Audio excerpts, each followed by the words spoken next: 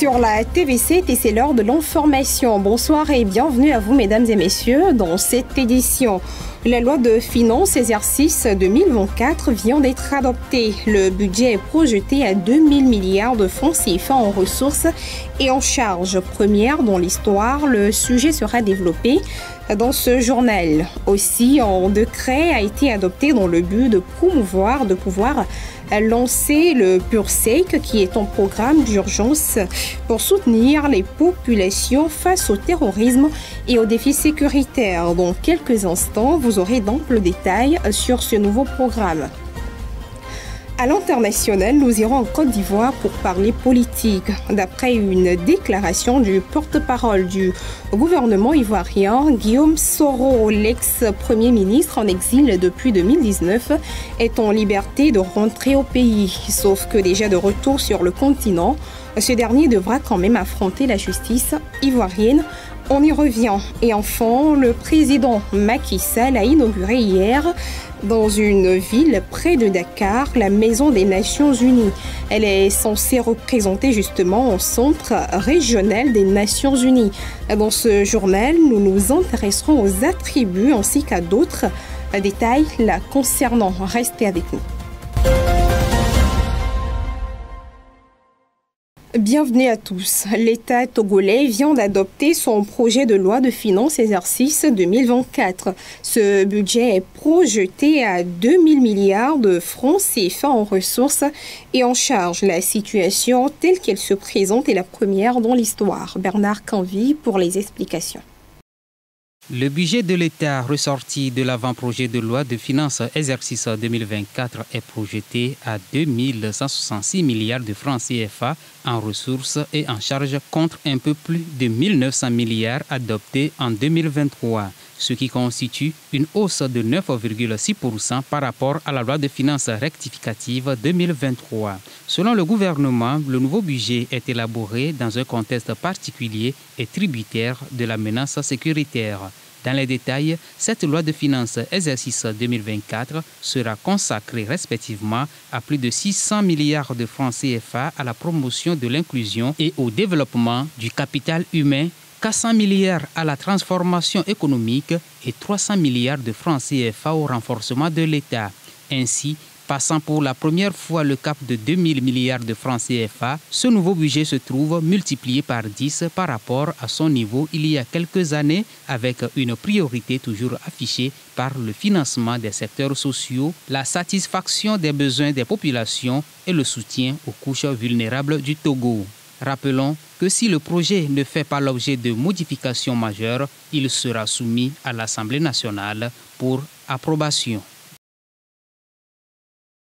Le pays vient d'adopter un décret pour lancer le PURSEC, comme nous vous le disons dans les titres, un programme d'urgence pour soutenir les populations face au terrorisme et aux défis sécuritaires. Et pour la mise en œuvre de ce programme, les autorités se sont inspirées du PURS, un programme d'urgence dans la région des Savanes qui a amélioré l'accès à l'eau, à l'électricité, à l'agriculture dans la région des Savanes. Des précisions sur ce nouveau programme avec Gloire à l'Odon. Face aux graves menaces et attaques terroristes qui pèsent sur la sécurité du pays, le Togo a décidé de lancer le programme d'urgence de renforcement de la résilience et de la sécurité des communautés PURSEC. Le décret instituant ce programme a été adopté le jeudi 23 novembre dernier en Conseil des ministres. Le dit programme vise à mettre en place des actions sociales, économiques et sécuritaires pour appuyer les populations affectées ou exposées au terrorisme et à l'extrémisme violent. Il concerne tout le territoire national, mais cible particulièrement les zones du Nord et de la région des Savanes où la criminalité transfrontalière est forte. Le programme s'inspire des initiatives déjà existantes, comme le programme d'urgence pour la région des Savanes, qui a bénéficié d'un financement de 30 milliards de francs CFA de la Banque ouest-africaine de développement. Ce programme a permis d'améliorer l'accès à l'eau potable, à l'électricité rurale et à l'agriculture dans cette région qui reste en état d'urgence sécuritaire. Saisi par des organisations de la société civile togolaise sur sa mission d'audit du fichier électoral, l'Organisation internationale de la francophonie a tenu à clarifier le fond et la forme de la mission qu'il avait conduite à Lomé en octobre dernier. Cette clarification a été faite à travers une mise au point rendue publique ce vendredi. Kofi Kligé nous fait le point. La déclaration de l'Organisation internationale de la francophonie sur la fiabilité du fichier électoral togolais a suscité une avalanche de réactions de la part de la classe politique opposante et de la société civile. Quant à la société civile, elle a adressé un courrier au secrétaire général de l'OIF, Mme Louise Mushikiwabo. Selon les organisations de la société civile, les conclusions des experts de l'OIF sont aux antipodes des instruments et principes régissant l'organisation elle-même sur la tenue d'élections libres. Ainsi, les organisations signataires promettent tenir pour co-responsable l'OIF de toutes les conséquences douloureuses auxquelles les populations seront confrontées. En réponse, l'institution dirigée par Louise Mushikiwabo a tenu à faire une mise au point pour clarifier sa mission ponctuelle au Togo.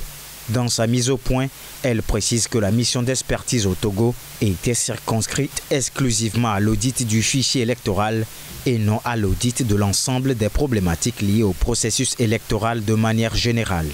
Un audit de fichier électoral n'étant qu'une étape parmi tant d'autres de ce processus, l'Organisation internationale de la francophonie ne saurait être tenue responsable de défaillances relevées lors de la période d'inscription des électeurs. Nous ouvrons le bal des informations internationales avec la Côte d'Ivoire. Le porte-parole du gouvernement ivoirien a fait une déclaration au sujet de l'ex-premier ministre Guillaume Soro, actuellement rentré de l'exil. D'après la déclaration, ce dernier pourra rentrer au pays, mais à une condition. Nous vous proposons ce reportage pour en savoir plus sur cette condition et sur la situation générale. Le gouvernement ivoirien a donné son feu vert pour le retour de Guillaume Soro en Côte d'Ivoire. Le porte-parole du gouvernement ivoirien, Amadou Koulibaly, a néanmoins précisé jeudi que la justice décidera des sanctions à appliquer contre l'ancien Premier ministre, condamné à 20 ans de prison par contumace en 2020. À l'issue d'un conseil des ministres, le porte-parole a indiqué en ces termes « C'est la justice qui décide quand elle exécute une décision qu'elle a prise librement ». L'annonce des autorités fait suite au récent retour de Guillaume Soro sur le sol africain. Ses 5 années d'exil l'avaient mené à résider en France, en Belgique et à Dubaï. En quête d'alliés pour son retour sur le continent, il a choisi le Niger, où il s'est entretenu avec le général Abdourahmane Tiani, avant de rencontrer le capitaine Ibrahim Traoré 8 jours plus tard au Burkina Faso. En mai dernier, Guillaume Soro avait même affirmé catégoriquement qu'aucun motif ne le priverait de se présenter à la présidentielle de 2025 en Côte d'Ivoire. Au Sénégal, une maison des Nations Unies a été inaugurée ce jeudi par le président Macky Sall. Construite sur un espace de 13 hectares avec une hauteur de 7 étages, la nouvelle maison est basée à Diamniadio, une ville près de Dakar. Quelle est l'idée derrière cette construction? Comment sera-t-elle exploitée et quels événements va-t-elle accueillir? On en sait davantage dans cet élément. Le chef de l'État sénégalais Macky Sall a inauguré ce jeudi une maison des Nations Unies dans la ville nouvelle de Diamniadio, près de Dakar. Ce nouveau siège régional des Nations Unies va accueillir 34 agences de l'ONU présentes actuellement au Sénégal et leurs quelques 2400 employés. Cette maison est notre contribution à la stratégie de l'organisation visant à créer une meilleure synergie entre ces différentes entités chargées des activités opérationnelles de développement de façon à améliorer leur collaboration et leur efficacité. Construit sur un site de 13 hectares, l'édifice haut de 7 étages abrite 1800 bureaux, des salles de conférence mais aussi des restaurants et espaces verts. Le complexe, dont les travaux ont été lancés en 2019, a coûté près de 267 millions d'euros. Je remercie le gouvernement du Sénégal et son Excellence le président Macky Sall pour cette importante initiative et ses perspectives d'avenir. Cette Maison des Nations Unies est une excellente expression de notre volonté commune de coopération entre le Sénégal et les Nations Unies visant à promouvoir la paix, la dignité et la prospérité pour le peuple sénégalais, la région et pour nous tous. Ce projet a pour objectif de mettre un siège moderne à la disposition des Nations Unies, mais surtout réduire les charges locatives et de gestion des locaux des agences des Nations Unies basées à Dakar. Et nous partons au Niger. Le général Abdourahmane Tiani a effectué hier jeudi ses premiers déplacements au-delà de ses frontières. Précisément, il s'était rendu au Mali puis au Burkina. On découvre les motifs de ces visites dans ce qui suit. Le général Abdourahmane Tiani, chef du régime militaire au Niger, a rencontré jeudi ses homologues à la tête du Burkina Faso et du Mali pour ses premières visites à l'international. En septembre, les trois pays ont créé ensemble l'Alliance des États du Sahel, qui prévoit entre autres une assistance mutuelle en cas d'atteinte à la souveraineté des trois États. Le Burkina Faso, le Mali et le Niger ont décidé de créer l'Alliance des États du Sahel. Cette alliance est la consécration de notre détermination à arracher notre souveraineté. La souveraineté des États du Sahel. Pour que le Sahel ne soit plus une zone d'insécurité, mais une zone de prospérité pour les biens de nos peuples. Plus tôt, au Mali, le général Tiani a rencontré le colonel Assimi Goïta. Bamako a ainsi communiqué sur la convocation de 2 réunions ministérielles visant à définir les opérations de l'AES. On s'intéresse à présent aux élections présidentielles qui se déroulent en RDC. Eh bien, les campagnes se poursuivent de chaque côté et c'est bien sûr l'heure des promesses. L'opposant Moïse Katumbi, l'un des adversaires qui affronteront le président sortant Félix Tshisekedi, quant à lui, promet de mettre fin au conflit. Il promet également un fonds spécial pour les régions de l'Ituri et du Nord Kivu. Ce dernier a démarré sa campagne électorale hier à Goma. On l'écoute. L'opposant Moïse Katumbi a lancé sa campagne électorale à Goma jeudi, dans l'est de la République démocratique du Congo. Monsieur Katumbi a promis l'amélioration des conditions de vie des populations de l'est du pays, victimes des exactions des groupes armés, proposant la création d'un fonds spécial de 5 milliards de dollars américains pour le Nord Kivu et l'Ituri.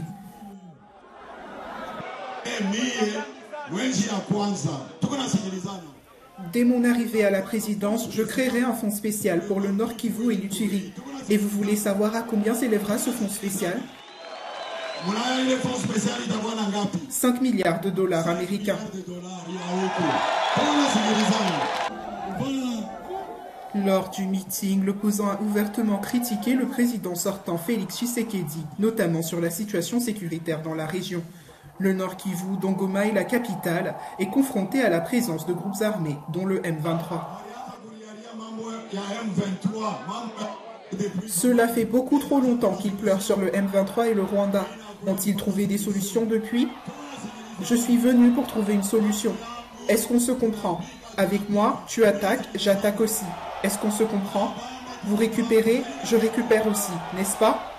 Je vais m'installer ici et finir la guerre dans quelques jours. Est-ce qu'on se comprend ?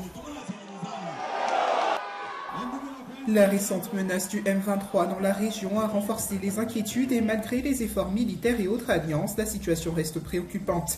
Les populations du Nord Kivu appellent avant tout au retour de la paix. La période électorale, de la campagne électorale. Et ce que nous voulons à tous les candidats, tous les prétendants candidats, ceux qui veulent briguer la magistrature suprême, notamment Félix Tshisekedi, Moïse Katumbi et autres, c'est d'abord de restaurer la sécurité dans notre pays, notamment plus particulièrement dans notre province du Nord Kivu. L'élection présidentielle est prévue pour le 20 décembre avec 25 candidats en lice. Mais la transparence du processus fait débat. Jeudi, certains opposants ont promis de porter plainte contre la commission électorale. Et puis nous partons en off avec cette actualité au Tchad. Le pouvoir militaire a annoncé jeudi une amnistie générale, principalement à l'endroit des policiers et militaires présumés coupables dans l'incident du 20 octobre 2022. Il faut reconnaître que cette amnistie, avant d'être adoptée, avait suscité beaucoup de controverses au sein des ONG comme de l'opposition qui accuse le pouvoir de couvrir les policiers et militaires auteurs du massacre. Retour au Bercail pour parler sport avant de clôturer cette édition. Les éperviers du Togo ont déjà livré 2 matchs dans le cadre de l'éliminatoire comptant pour la Coupe du Monde 2026. 2 matchs soldés par les scores nuls. Les hommes de Paulo Duarte pourront-ils se qualifier à l'allure de cette performance?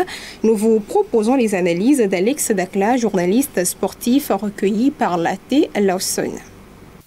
2 journées bouclées, 2 matchs disputés pour un score de 2 points. Les éperviers du Togo occupent la 4e place dans la poule B, loin derrière le Sénégal, le Soudan et la République démocratique du Congo. Tout comme face au Sénégal le 21 novembre dernier à Kégué, les hommes de Paulo Duarte s'étaient déjà accrochés avec le Soudan le 16 novembre à Benghazi en Libye par un score nul de 1 but partout. Quelle lecture faire de la performance des éperviers lors de ces 2 sorties? Les résultats pouvaient être encore plus satisfaisants. Le Togo a su prendre des points, même si c'est des matchs nuls. C'est quand même bon pour la confiance et au vu de la performance et la volonté, la discipline tactique et technique dont les joueurs ont fait preuve lors de ces 2 matchs-là. C'est vrai que face au Soudan, il y avait la possibilité de gagner, mais il y a eu des décisions arbitrales qui n'ont pas été en faveur du Togo. Face au Sénégal également, il y avait l'opportunité de gagner parce que les attaquants togolais ont vendagé beaucoup d'occasions. D'ailleurs, comme pour tout autre pays participant à cette phase éliminatoire, l'objectif reste le même, se qualifier pour la prochaine Coupe du Monde, celle de 2026. Une qualification qui ne serait pas forcément à la portée des éperviers du Togo. Est-ce qu'avec 2 matchs nuls d'entrée, le Togo peut se permettre de rêver d'une qualification? Je pense qu'au pire des cas, les hommes de Paulo Duarte doivent chercher la 2e place de ce groupe-là parce qu'il y a les moyens pour avoir cette place-là. Le Togo ne devrait pas se projeter obligatoirement dans une qualification à la Coupe du Monde, mais je pense qu'il va falloir qu'on y aille étape par étape en se servant de ce genre de performance-là. C'est-à-dire ces matchs-là pour mieux préparer les qualifications pour la Coupe d'Afrique des Nations parce que là, il y a urgence que le Togo n'aille pas à la Coupe du Monde 2026. Ça serait pas un scandale, mais si le Togo rate la CAN, ça serait un scandale. Par ailleurs, il faut rappeler que malgré une non-qualification des éperviers à la CAN 2023, la Fédération togolaise de football a quand même décidé de prolonger la durée de Paulo Duarte. Le technicien portugais aurait montré un engagement sans faille envers le développement du football au Togo. Voilà, c'est la fin de ce journal. Merci à vous de l'avoir suivi. Restez fidèles à nos programmes. Excellente soirée à tous.